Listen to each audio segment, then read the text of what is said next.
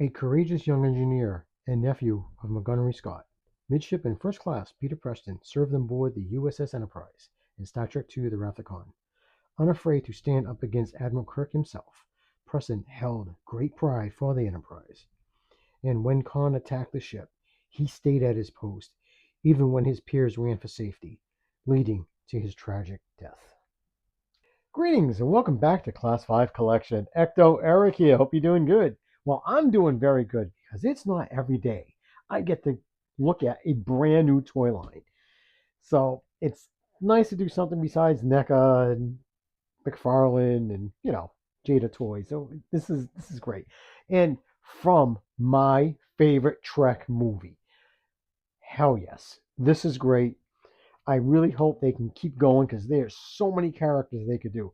I'm hoping they do a Matt Decker from the best episode of Trek ever, in my personal opinion, Doomsday Machine. That freaking episode to this day has everything in it. It has horror, it's got suspense, it's got thriller, and it's just good. If you haven't watched it, trust me, go watch it. That Doomsday Machine is just an incredible episode. So now this figure is from Star Trek II: The Wrath of Khan, and this character is Peter Preston. This is the nephew of Montgomery Scott.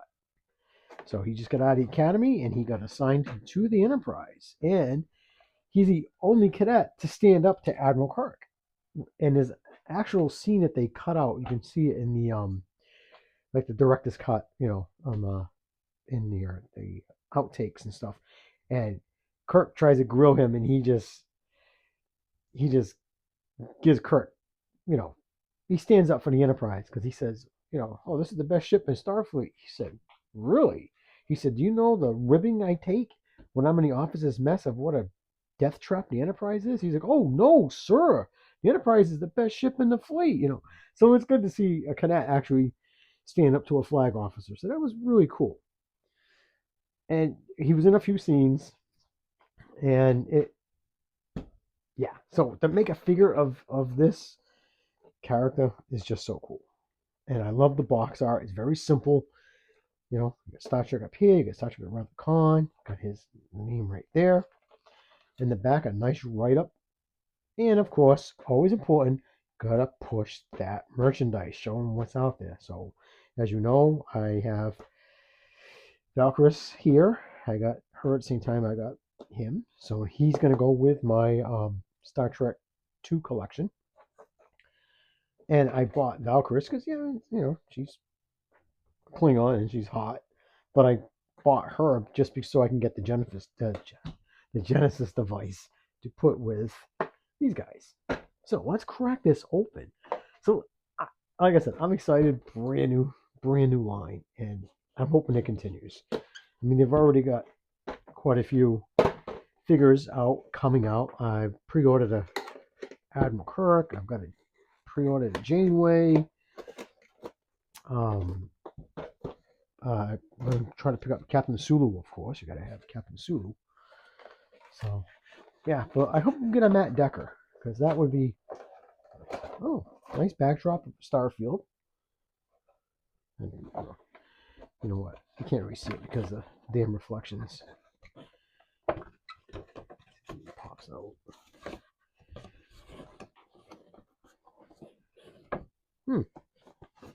There it goes.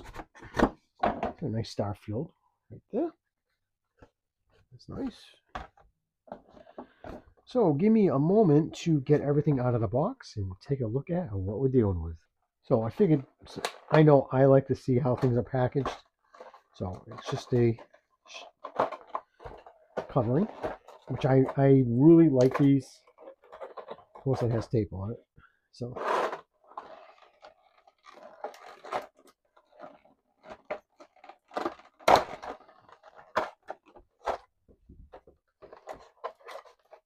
he's sitting in a tray right there.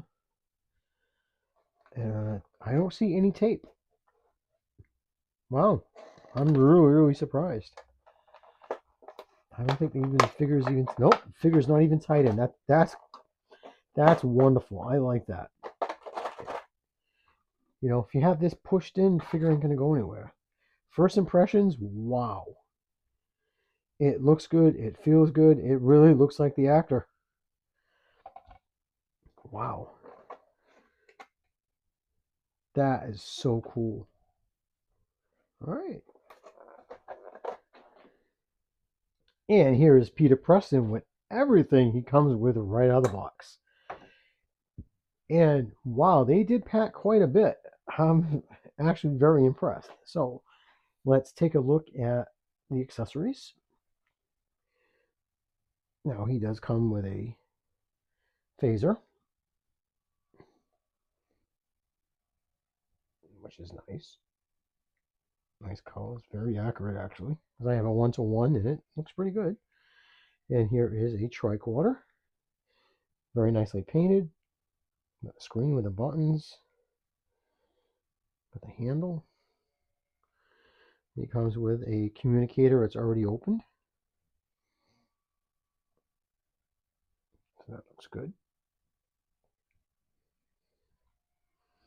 Then he comes with a couple of tools. Don't ask me what they are. I don't know, because remember, it's not real. So, tuning fork, maybe. Doubt it, but you never know. And he comes with this little, whatever it is. But, I mean, the detail is good. I mean, it's got even, like, little edges on it. It's very nice.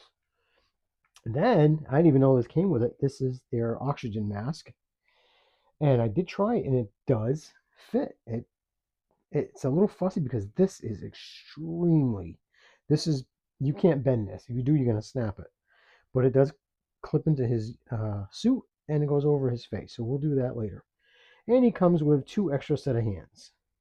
So he has a gripping hand and a fist. And he comes with a alternate fist for the other hand, which really looks great. I mean, that is sculpted and painted beautifully. Here is another gripping hand right there. And he has some more paws.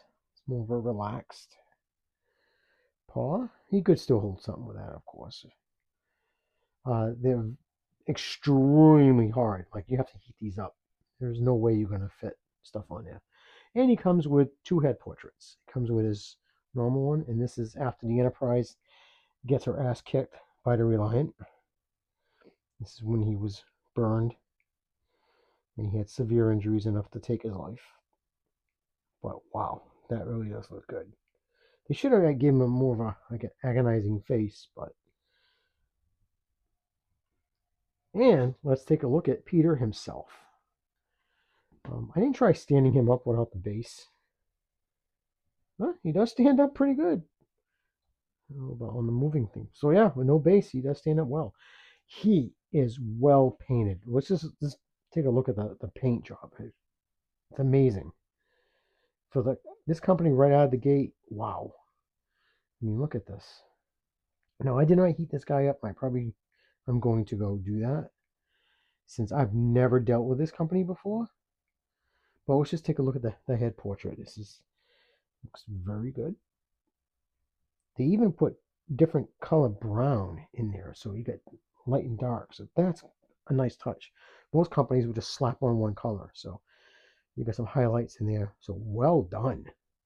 I am impressed. Now, I'm not sponsored by them, but if they ever want to send me stuff, please go right ahead. So let me go heat this guy up so we can take a look at the articulation. So Peter comes in at 6.5 inches. And we'll put him with a McFarlane Bizarro.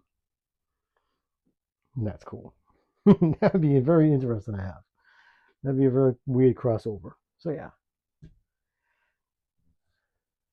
Okay, so I did heat him up. His head, he looks down pretty good. Looks up very well. You can do a 360. So that, it really does look good. The paint is really, it's amazing. Like, look at, I mean, the detail. Even on his gloves. I mean, for a $28 figure, this is really good. So So he does go out here. Now I had to heat the heck out of the elbows. Now he does have like a bicep swivel, and he can go up, and he can, his hands don't do this. It doesn't look like. I don't want to force it, but I had to really heat these because I was so afraid of breaking them. But I think once I heat it, and the more you move it, so you do get that. He does split out. Now his legs are actually really good. He even has a thigh swivel up here. I love this detail. He can really almost kick his own butt, almost. So he can go forward, back, not too much back, but forward's good. He's stable, like there's nothing loose. But I recommend heat him. I do that with all my figures. Doesn't matter if it's NECA or McFarlane. Just they're plastic. They've been painted. So he does have up and down rocking on his hooves. And I love the moon boots. I just get a kick out of those. They must have been very difficult. I saw when you watch the scene when the Enterprise is getting her ass kicked, you see him climbing up one of the ladders. It's kind of funny. The Enterprise has ladders. But you can see the boot, like how much it depresses, how much rubber there is on these things. He does have a swivel right here. Now, I've noticed like this little piece right here does hit one of his doohickeys, I guess. But it's fabulous for the first time with this company. I'm really impressed. So I just want to show you this. Now this is his oxygen mask. It's clear plastic, but this I'm scared of because this is so rigid. I think over time that this is just gonna snap. It's translucent. Oh, but that's how it is in a movie. It would have been nice. It would have been more of a softer rubber. So it hooks in. Get a little closer. It hooks right in to this port right here. So this little piece here hooks in. But I did have to try this a few times. And it does go on. That's really, what a nice accessory, and it does work. Is it perfect? No, see, it falls off. But it does work. Okay, dropping the oxygen mask really sucked because it's clear plastic. I found it. So if you're going to use it, just try to be careful. I love it. Where I use it, maybe. So let's see.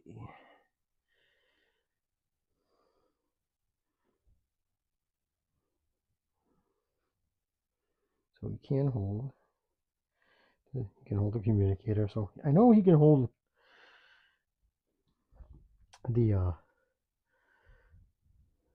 gear. This might be a phaser hand. Yep, hold it very well. That looks good.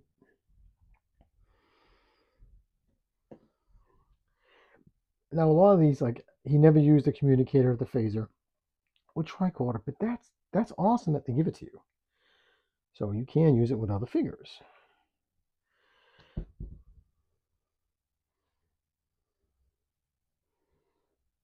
Yeah, so you probably have to heat these up.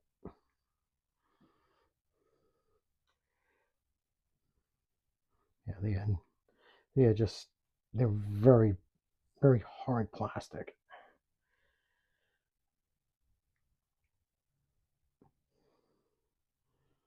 But, so yeah, I'll have to mess with it. Figure out what goes with what. Yeah, so he can hold it. So that's good. So let's just change out a paw.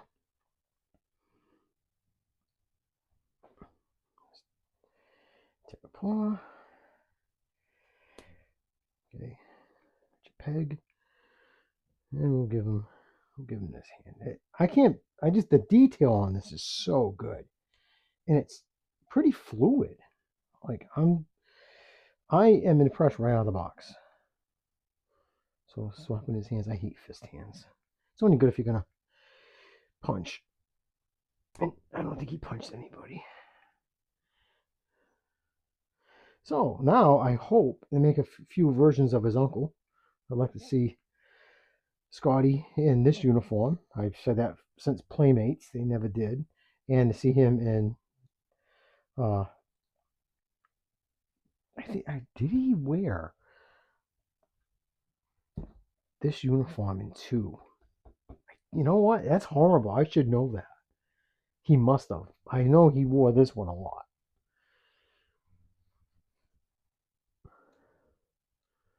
So that's cool. All right, so let's try. The last thing we need to try is his head portrait. That's when he's after he's injured in the engine room.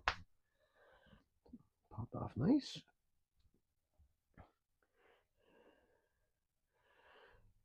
May have to heat this one up.